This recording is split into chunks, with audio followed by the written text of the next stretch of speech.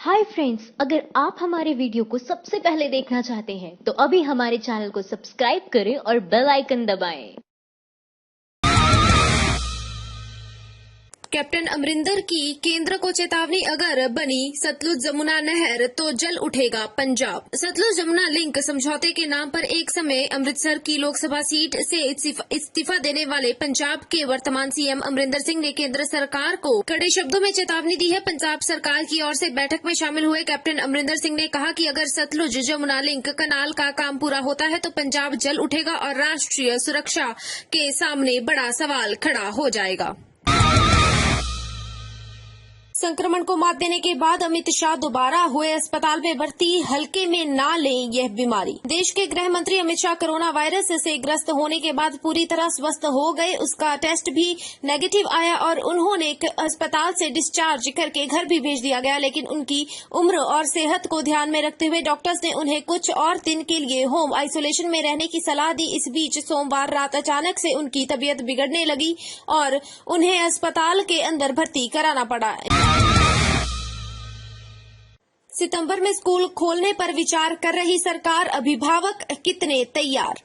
Corona virus की महामारी के कारण देश में लॉकडाउन लागू हुआ तो जिंदगी थम गई। परिवहन के साधनों के पहिए थम गए, उद्योग धंधों पर ब्रेक लग गया और स्कूल, कॉलेजों और अन्य शैक्षणिक संस्थान भी बंद कर दिए गए। अब धीरे धीरे जीवन को पटरी पर लाने की कोशिश में जुटी सरकार सितंबर से स्कूल खोलने की इजाजत देने का विचार कर रही है। ऐसे में अब सवाल उठ रहा है कि जब कोरोना तेज रफ्तार से बढ़ रहा है, क्या अभिभावक अपने बच्चों को स्कूल भेजने के लिए तैयार है?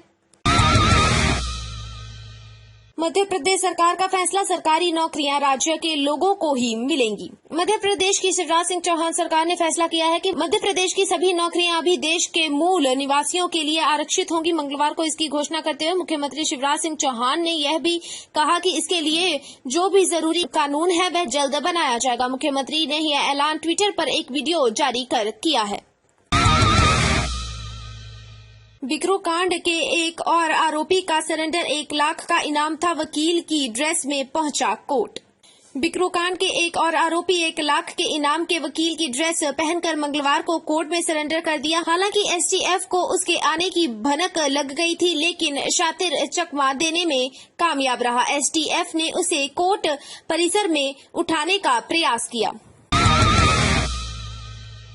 मुख्यमंत्री Hemant Soren super power grid का करेंगे ऑनलाइन उद्घाटन, देंगे बिजली की सौगात। झारखंड के मुख्यमंत्री हेमंत सोरेन आज गढ़वा, गोढ़ा, गिरिडीह और देवघर के सुपर पावर ग्रिड का ऑनलाइन उद्घाटन करेंगे। इसके साथ ही बड़ी आबादी के रोशनी का सपना साकार हो जाएगा। गढ़वा जिले के लोगों को लंबे समय से बिजली का इंतजार था। रांची के प्रोजेक्ट भवन से सीएम पावर ग्रिड का ऑनलाइन उद्घाटन करेंगे।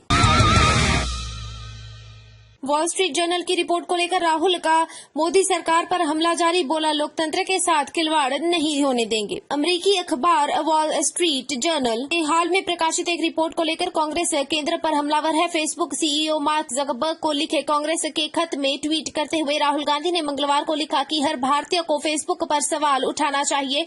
उन्होंने कहा कि कांग्रेस लोकतंत्र के साथ खिलवाड़ नहीं होने देगी। दरअसल अमेरिकी अखबार की रिपोर्ट में दावा किया गया है कि फेसबुक भारत के सत्ताधारी बीजेपी नेताओं के हेट स्पीच वाले पोस्ट पर नरम रवैया अपनाती है। कांग्रेस इस पूरे मामले की संसदीय जांच कराने की मांग कर रही है। यूपी विधानसभा के 20 कर्मचारी कोरोना पॉजिटिव, 2 दिन बाद शुरू होना है स्तर। उत्तर प्रदेश में मानसून स्तर शुरू होने से पहले ही विधानसभा के 20 स्टाफ टेस्ट में कोरोना पॉजिटिव पाए गए हैं। स्तर शुरू होने से पहले विधानसभा और अन्य करीब 600 कर्मचारियों का टेस्ट किया गया था। कोरोना पॉजिटिव मिले विधानसभा के स्टाफ में सुरक्षा गार्ड भी शामिल हैं। परीक्षाएं कराए बिना डिग्री देने पर राज्य निर्णय नहीं कर सकते, यूजीसी ने सुप्रीम कोर्ट से कहा। विश्वविद्यालय अनुदान आयोग ने मंगलवार को उच्चतम न्यायालय से कहा है कि 6 जुलाई का उसका निर्देश कोई फरमान नहीं है जिसमें उसे विश्वविद्यालयों और कॉलेजों को 30 सितंबर तक अंतिम वर्ष की परीक्षाएं आयोजित करने के लिए कहा है। साथ ही यूजीसी ने यह भी कहा कि परीक्षाएं कराए बगैर डिग्री देने का निर्णय राज्य नहीं कर सकते हैं।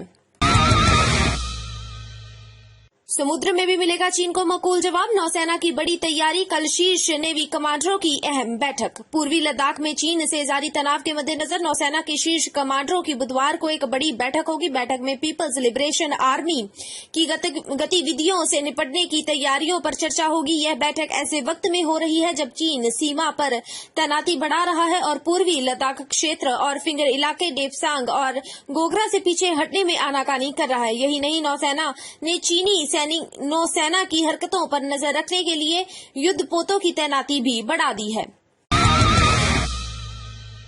सोने की उड़ान, चांदी की छलांग, जानिए क्या है नया रेट। अंतर्राष्ट्रीय बाजार में तेजी के रुख के बीच मंगलवार को दिल्ली सराफा बाजार में सोना 1182 रुपए की बढ़त के साथ 54,856 रुपए प्रति 10 ग्राम पर पहुंच गया है। वहीं पिछले कारोबारी स्तर में सोना 53,874 रुपए प्रति 10 ग्राम पर बंद हुआ था। इसी तरह चांदी भी 1,587 रुपए की बढ़त के साथ 72,587 रुपए प्रति किलोग्राम पर पहुंच गई है। पिछले कारोबारी स्तर में चांदी 70,960 रुपए प्रति किलोग्राम पर बंद हुई थी। पेट्रोल लगातार तीसरे दिन महंगा, मुंबई में 87.58 रुपए प्रति लीटर, देखें नई रेट लिस्ट। कुछ दिनों की शांति के बाद एक बार फिर पेट्रोल की कीमतों में बढ़ोतरी का सिलसिला जारी है। सप्ताह के दूसरे कारोबारी दिन यानी मंगलवार को देश की राजधानी दिल्ली में पेट्रोल 17 पैसे प्रति लीटर महंगा हुआ। बता दें कि सोमवार को दिल्ली में पेट्रोल 16 पैसे, कोलकाता में 13 पैसे, मुंबई में 14 पैसे और चेन्नई में 12 पैसे प्रति लीटर महंगा हुआ था। वहीं रविवार को भी पेट्रोल महंगा हुआ था। हालांकि डीजल की कीमतें लगातार 17वें दिन स्थिर हैं। दिल्ली में ऑटो रिक्शा कैटेगरी में उबर का कारोबार कोविड पूर्व स्थिति के नजदीक पहुंचा। लॉकडाउन में छूट मिलने के बाद में शहरों में आम जनजीवन बहाल हो रहा है। उबर ने घोषणा की है कि इससे मोबिलिटी व्यवसाय में भी तेजी आ रही है। दिल्ली जैसे शहरों में कंपनी का ऑटो रिक्शा कैटेगरी का कारोबार कोविड पूर्व स्थिति में 80% तक पहुंच गया है। दिल्ली के बाद जयपुर और चंडीगढ़ में राइडर की मांग बढ़ रही है। भारत चीन सीमा तनाव के बीच पीपल्स बैंक ऑफ चाइना का आईसीआईसीआई बैंक में निवेश। एचडीएफसी में हिस्सेदारी के खुलासे के बाद अब चीन के केंद्रीय bank People's Bank of China ने भारत के निजी क्षेत्र के बैंक आईसीआईसीआई बैंक में निवेश किया है। सरकार ने अप्रैल में पड़ोसी देशों द्वारा एचडीएफसी निवेश के लिए नए मानदंडों को अधिसूचित किया था, जिन्हें फिलहाल मंजूरी की आवश्यकता होगी। हालांकि चीन के केंद्रीय बैंक में काफी कम राशि निवेश की है। पीपल्स बैंक ऑफ चाइना ने आईसीआईसीआई बैंक में मात्र 15 करोड़ रुपए निवेश किया है।